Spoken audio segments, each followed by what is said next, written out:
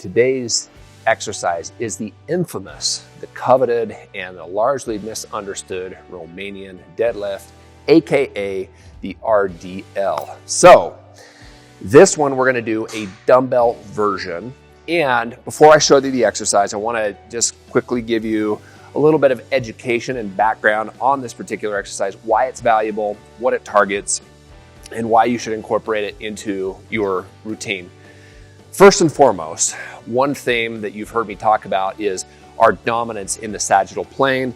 We're always texting, we're reading, we're writing, we're at school. The 21st century living is predominant in a forward flexion posture, which leads to all sorts of joint biomechanical issues, causes of pain, arthritis, things that we're not really chalking up to postural or movement habits are absolutely rooted in how we're placing our body day in and day out. Your body is like clay. If I'm at a desk all day and I'm doing this, all the muscles of my joint are going to form specifically to that posture. That's kind of cool because, you know, the body's very adaptable, but the bad side of that is that it literally takes me out of where my body should be. So this exercise, the Romanian deadlift, is very cool because it does focus on some of the posterior chain muscles. So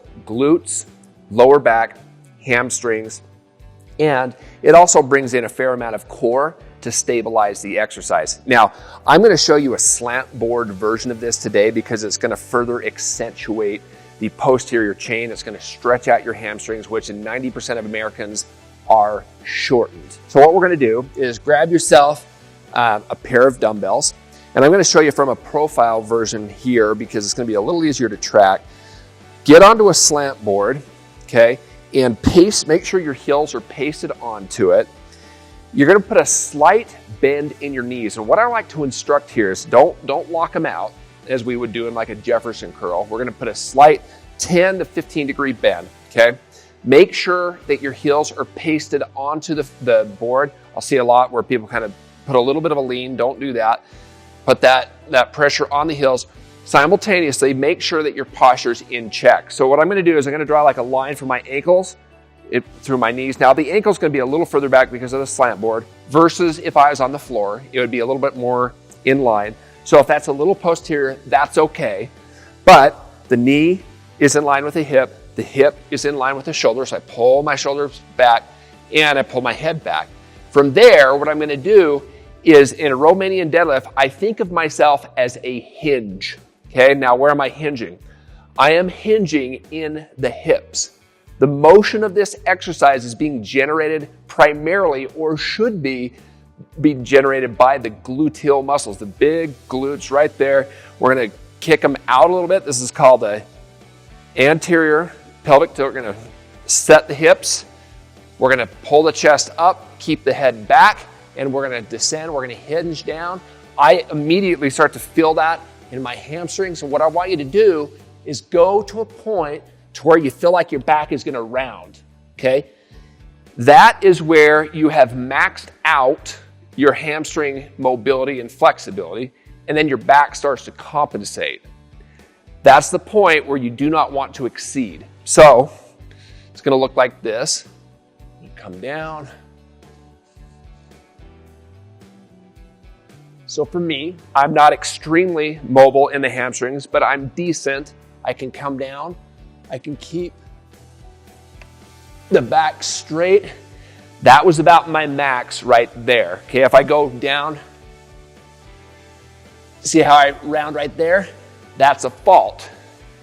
So, again, shoulder blades back, head up, chest out. Think of this cue. Chin back, chest out. Chin back, chest out. Pull the shoulder blades back, hips back. As I come down, it's like I've got a string pulling my glutes that way.